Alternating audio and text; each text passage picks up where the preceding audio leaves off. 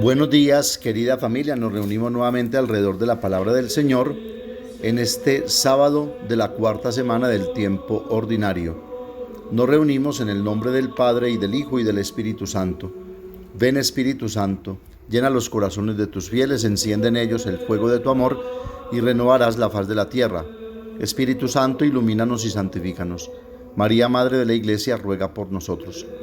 Lectura del primer libro de los Reyes, capítulo 3, versículos 4 al 13.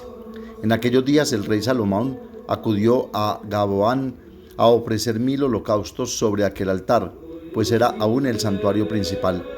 Aquella noche el Señor se apareció allí en sueños a Salomón y le dijo: «Pídeme lo que deseas que te dé». Salomón respondió: «Has actuado con gran benevolencia hacia tu siervo David mi padre, porque caminaba en tu presencia con lealtad, justicia y rectitud de corazón. Has tenido para con él una gran benevolencia, concediéndole un hijo que había de sentarse en su trono, como sucede en este día. Pues bien, Señor mi Dios, tú has hecho rey a tu siervo en lugar de David, mi padre, pero yo soy un muchacho joven y no sé por dónde empezar o terminar. Tu siervo está en medio de tu pueblo, el que tú elegiste, un pueblo tan numeroso que no se puede contar ni calcular. Concede pues a tu siervo un corazón atento para juzgar a tu pueblo y discernir entre el bien y el mal. Pues cierto, ¿quién podrá hacer justicia a este pueblo tuyo tan numeroso? Agradó al Señor esta súplica de Salomón. Entonces le dijo Dios: por haberme pedido esto y no una vida larga o riquezas para ti, por no haberme pedido la vida de tus enemigos sino inteligencia para atender a la justicia, yo obraré según tu palabra. Te concedo pues un corazón sabio e inteligente, como no ha habido antes de ti, ni surgirá otro igual después de ti. Te concedo también aquello que no has pedido, riquezas y gloria mayores que las de ningún otro rey mientras vivas. Palabra de Dios. Salmo 119 o 118. Enséñame, Señor, tus decretos. ¿Cómo podrá un joven andar honestamente cumpliendo tus palabras? Te busco de todo corazón. No consientas que me desvíe de tus mandamientos. En mi corazón escondo tus consignas, así no pecaré contra ti. Bendito eres, Señor, enséñame tus decretos. Mis labios van enumerando todos los mandamientos de tu boca. Mi alegría es el camino de tus preceptos, más que todas las riquezas. Lectura del Santo Evangelio según San Marcos, capítulo 6, versículos 30 al 34. En aquel tiempo los apóstoles volvieron a reunirse con Jesús y le contaron todo lo que habían hecho y enseñado. Él les dijo: vengan ustedes a solas a un lugar desierto a descansar un poco, porque eran tantos los que iban y venían que no encontraban tiempo ni para comer. Se fueron en barca a solas a un lugar desierto. Muchos los vieron marcharse y los reconocieron. Entonces de todas las aldeas fueron corriendo por tierra a aquel sitio y se les adelantaron. Al desembarcar, Jesús vio una multitud y se compadeció de ella, porque andaban como ovejas que no tienen pastor, y se puso a enseñarles muchas cosas. Palabra del Señor. Jesús quiere hacer balance de la situación con sus discípulos a su regreso de su primera misión apostólica. Le interesa lo que habían hecho y enseñado, ya que el apóstol debe transmitir fielmente la palabra que le ha sido encomendada y con su conducta debe dar testimonio de la verdad que enseña. Han trabajado duro y necesitan descansar. Jesús les dice: vengan ustedes solos a un lugar solitario y descansen un poco. Qué bien y necesario es el tiempo del descanso, pero no teniéndolo como simple pérdida de tiempo, ocio o inactividad. Se dice que el descanso del hombre es el trabajo de Dios y el trabajo del hombre es el descanso de Dios. Y dicen también: dedicad tiempo a pensar, porque esta es la verdadera fuerza del hombre. Dedicad tiempo a leer, porque esta es la base de la sabiduría. Dedicad tiempo a orar, porque este es el poder más grande del mundo. Pero deben también aprender otras lecciones los apóstoles. En primer lugar, el apóstol no es un trabajador asalariado, con horario fijo, con vacaciones pagadas y bonificaciones por horas extras. No, el apóstol es un voluntario, una persona absolutamente dada, entregada para servir y no para servirse, aunque por supuesto el descanso y el salario sean un derecho, como Pablo también lo dice. Sin embargo, para Jesús prima la disposición y la capacidad de aceptar los imprevistos, y estar siempre dispuesto por la misericordia a ir al encuentro de quien necesita de una palabra de aliento, de un momento de paz, de un gesto de altruismo y de heroísmo cristiano, pues nos debe identificar el amor y el servicio fraterno, y no los logros humanos y los éxitos pasajeros que terminan siendo solo activismo y no servicio. La gente llega, espera una palabra, ya ni siquiera tenían tiempo para comer, señala San Marcos. Sobre todo deben aprender a tener una mirada apostólica, la mirada de Jesús sobre los hombres y las mujeres que se reúnen a su alrededor. Jesús se conmovió ante ellos porque eran como ovejas sin pastor.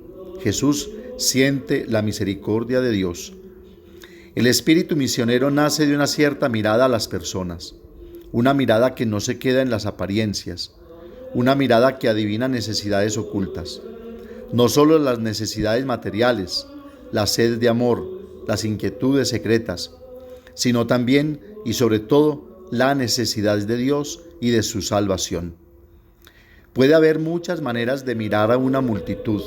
Por ejemplo, los empresarios los ven como consumidores, otros los ven como partidarios políticos o simplemente una papeleta de voto, y de esto sí que sabe hoy nuestra sociedad, cuando se quiere imponer el dar presuntamente de manera gratuita y filantrópica, incluso para incentivar supuestamente la no violencia o la no delincuencia, pero como vemos, con un gran interés mezquino y calculador de mantener popularidad y seguras las próximas elecciones. Pero Jesús quiere enseñar que no se da premiando o simplemente por el mero hecho de dar. Se da porque es una inspiración inherente a la persona, un soplo del Espíritu que hemos recibido al ser creados a imagen y semejanza de Dios, pues al dar, hacemos lo mismo que Dios hace, dar sin medida, de manera gratuita, sin esperar nada a cambio, o más bien, la medida del dar es el amor, como vemos que hace Jesús. Sintió misericordia, sintió compasión, porque andaban como ovejas sin pastor, y se puso a enseñarles muchas cosas. Entonces, más que dar, es enseñar para que se aprenda. Otros son comerciantes de clientes, fans de deportes, los operadores de los medios de comunicación de lectores, oyentes, espectadores, las estrellas de la afición. Todas miradas superficiales que reducen a los demás al beneficio que se puede obtener de ellas. El apóstol ve al hombre en su realidad singular, que tiene su propia historia de su vida y sobre todo la propia historia de su alma. El hombre en la verdad plena de su existencia, como dice claramente el Papa San Juan Pablo II en su carta encíclica Redemptor Hominis número 14. Dice, este hombre es el camino de la iglesia, es decir, cada persona en su individualidad. Dice entonces el Papa en este numeral 14, leo, la iglesia no puede abandonar al hombre cuya suerte, es decir, la elección, la llamada, el nacimiento y la muerte, la salvación o la perdición, están tan estrecha e indisolublemente unidas a Cristo. Este hombre es el camino de la iglesia, camino que conduce en cierto modo al origen de todos aquellos caminos por los que debe caminar la iglesia, porque el hombre, sin excepción alguna, ha sido redimido por Cristo, porque con el hombre, cada hombre sin excepción alguna, se ha unido a Cristo de algún modo, incluso cuando ese hombre no es consciente de ello. Cristo, muerto y resucitado por todos, da siempre al hombre, a todo hombre y a todos los hombres, su luz y su fuerza para que pueda responder a su máxima vocación, siendo pues este hombre el camino de la iglesia, camino de su vida y experiencia cotidiana de su misión y de su fatiga. La iglesia de nuestro tiempo debe ser de manera siempre nueva, consciente de la situación de él, es decir, debe ser consciente de sus posibilidades, que toman siempre nueva orientación y de este modo se manifiestan. La iglesia al mismo tiempo debe ser consciente de las amenazas que se presentan al hombre. Debe ser consciente también de todo lo que parece ser contrario al esfuerzo para que la vida humana sea cada vez más humana, para que todo lo que compone esta vida responda a la verdadera dignidad del hombre. En una palabra, debe ser consciente de todo lo que es contrario a aquel proceso. Hasta aquí el Papa. ¿Cuántas personas en el mundo hoy son ovejas sin pastor, o más bien con muchos supuestos pastores que terminan siendo solo asalariados o mercenarios, que, como dice Jesús en Juan 10, vienen solo para robar, matar y dispersar y aprovecharse de las ovejas? Dar pan es relativamente fácil y tranquiliza la conciencia, y seguramente mantiene la popularidad y hasta hace ahorrarse impuestos, como hacen muchas asociaciones y multinacionales. Ofrecerles servicios, especialmente si te sientes recompensado con una afectuosa gratitud, es igualmente fácil. Pero dar a Dios es privilegio de quien se sabe amado por Dios y ama a los demás en Jesús, es decir, de quien, como Jesús, tiene la misma mirada de Dios y enseña a amar a Dios. Pidamos a la Santísima Virgen María nos ayude a dar todo sin medida y a ir al encuentro de cada hombre en quien debemos ver la imagen y semejanza de Dios. Amén. Padre nuestro que estás en el cielo, santificado sea tu nombre. Venga a nosotros tu reino, hágase tu voluntad en la tierra como en el cielo. Danos hoy nuestro pan de cada día, perdona nuestras ofensas, como también nosotros perdonamos a los que nos ofenden. No nos dejes caer en la tentación y líbranos del mal. María, Madre de la Iglesia, ruega por nosotros. El Señor nos bendiga, nos guarde de todo mal y nos lleve a la vida eterna. El Señor esté con ustedes, y la bendición de Dios Todopoderoso, Padre, Hijo y Espíritu Santo, descienda sobre ustedes y los acompañe siempre. Que tengan un feliz día y recuerden que los padres de la parroquia los queremos mucho.